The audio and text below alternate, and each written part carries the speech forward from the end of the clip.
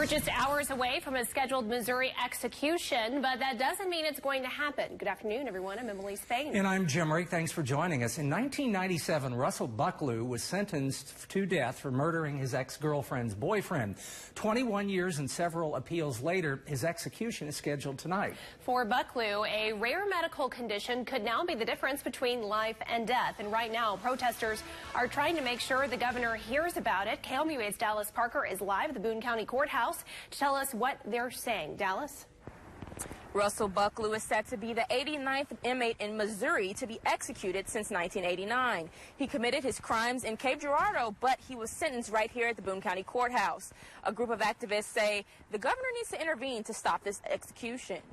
In the late 90s, Bucklew... for the death penalty. As of right now, Russell Bucklew is still set to be executed at around 6 p.m. today. As far as we know, there's no word of the governor intervening.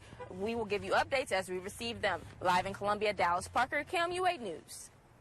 Boone County fire crews will no longer serve the city of Columbia. KOMU 8's Chelsea Haynes is in the newsroom to tell us what this means during times of emergency. The Boone County Fire Protection District says it's had to increase its numbers in Columbia with less help from the city's fire department. And the numbers back them up. The Boone County Fire Protection District has 15 fire stations. The Boone County Fire Protection District says more than half responds to the calls within the city limits. Former city manager and member on the Boone County Fire Protection Board says it's time for county taxpayers to get what they deserve. It's not fair, I don't think, for the taxpayers in the district to be paying for the costs within the city. The new changes will go into effect on April 3rd. The Columbia Fire Department says you all have nothing to worry about. The department will continue to respond to its calls within the jurisdiction. Reporting in the newsroom, Chelsea Haynes, KOMU 8 News. Texas police say they are dealing with a serial bomber after a fifth explosion early this morning. The bomb went off at a FedEx sorting facility near San Antonio. One employee was taken to the hospital with minor injuries. They say they aren't sure if the bomb is connected to the 4 explosions in Austin this month. Those bombings have killed 2 people. It's very early in the investigation, obviously, but we're confident that neither this facility nor any location in the Schertz area was a target. We're looking, it's not easy to find, but these are sick people, and we have to find them as soon as possible. We have to find them really immediately. The FBI has not announced where the packages were supposed to be going. Meanwhile, a Missouri woman walked out her front door to find a scary scene of her own. NBC's Dia Wall has her story from St. Joseph. Alexis Washington. That's scary. It's really scary. Washington moved into that house just 2 days ago and says she thinks the bomb was intended for the woman who used to live there.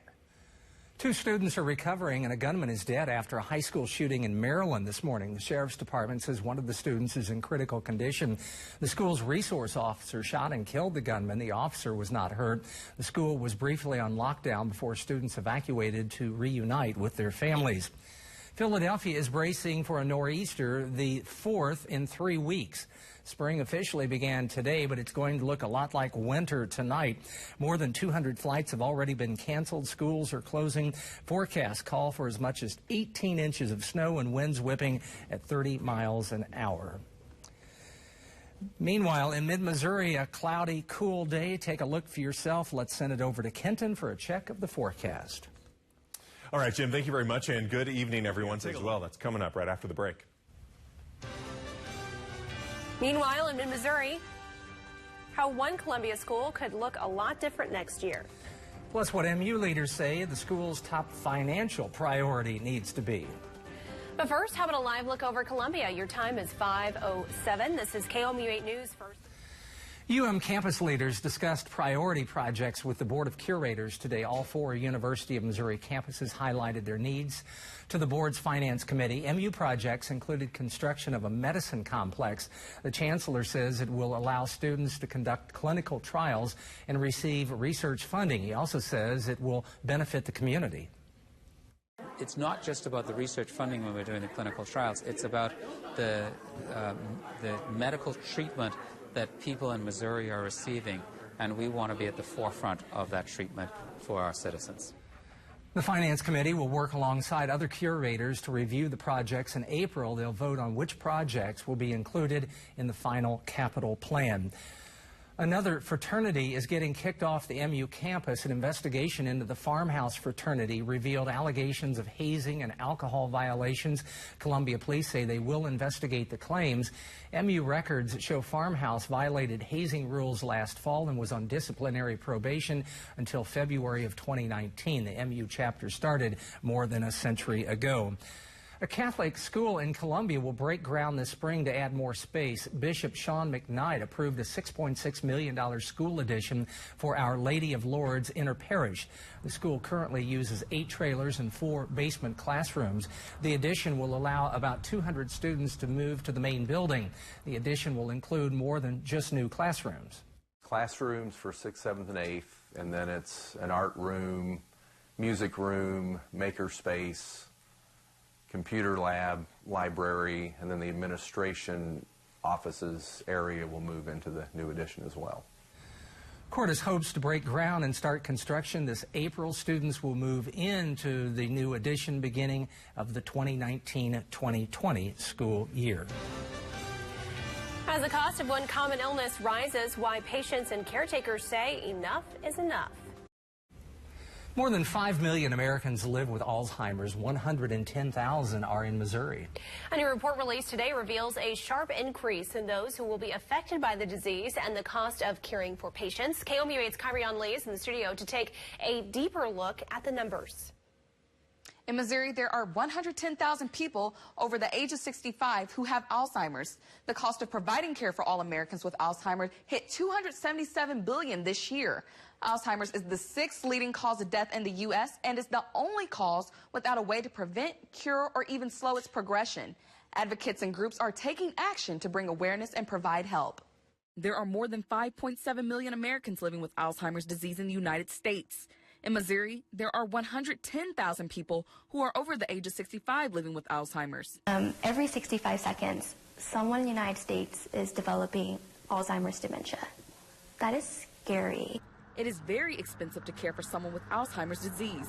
In 2018, Alzheimer's and other dementias will cost the nation $277 billion. Local nursing home or a senior assisted facility, their baseline are like over $5,000. $5,000. I don't think a lot of us even make $5,000 a month.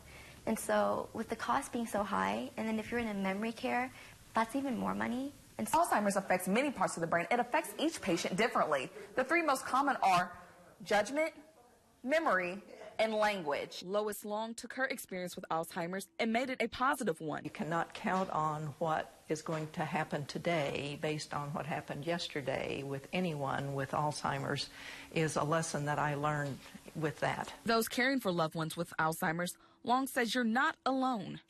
Reach out to other people, call the care coordinators, call and find out everything that you can, become an educated caregiver, and then accept help. 316,000 caregivers in Missouri provided 360 million hours of unpaid, valued at more than $4.5 billion. In the studio, Kyrion Lee, KOMU 8 News. The FDA wants to ban flavors in tobacco products, including cigarettes, cigars, chewing tobacco, and e-cigs.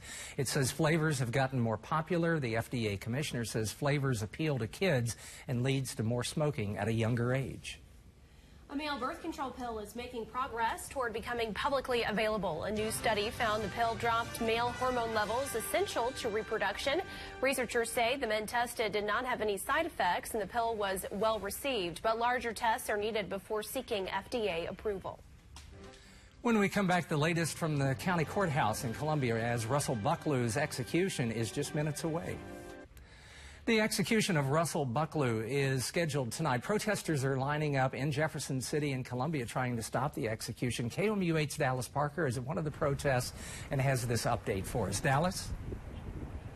Russell Buckley is set to be the 89th inmate in Missouri executed since 1989. But his lawyers say this is cruel and unusual punishment, and protesters have been here at the courthouse and at the state capitol calling for Governor Greitens to stop this execution. As far as we know, there's been no intervention from Governor Greitens, and the execution is still scheduled to happen between 6 p.m. tonight and 6 a.m. tomorrow morning. Buckley has been on death row for more than 20 years now, and I'm reporting live in Columbia. Dallas Parker, KOMU News. All right, thank you very much. Take a look at our hour-by-hour forecast here. You can see we're staying down into the 40s here in this evening, and then we're looking at a lot of cloud cover overnight, too. But that will clear out tomorrow. We're looking at mostly sunny conditions all day on Wednesday with 52 as our high temperature. Starting off a little cool, though, 30 degrees tomorrow morning. And if you look at that 8-day forecast, you can see tomorrow is going to be the sunniest day we're going to have in the next 8 days. We have a lot of cloud cover. We have some rain chances here and there as well. That's kind of the new pattern that we're going in, heading into the beginning of spring. Hey, happy first day of spring. Yes, exactly. Kenton, it doesn't feel like the first day of spring. It doesn't? Feels like Not about enough sunshine. February. It's actually fairly seasonal. It is actually. It does feel very seasonal. I guess we're ready for summer then. We're just used to the warm air already. That's our time for now. On air, online, on Facebook, on Twitter, on the News app, and the Weather app. KOMU 8 News. Coverage you can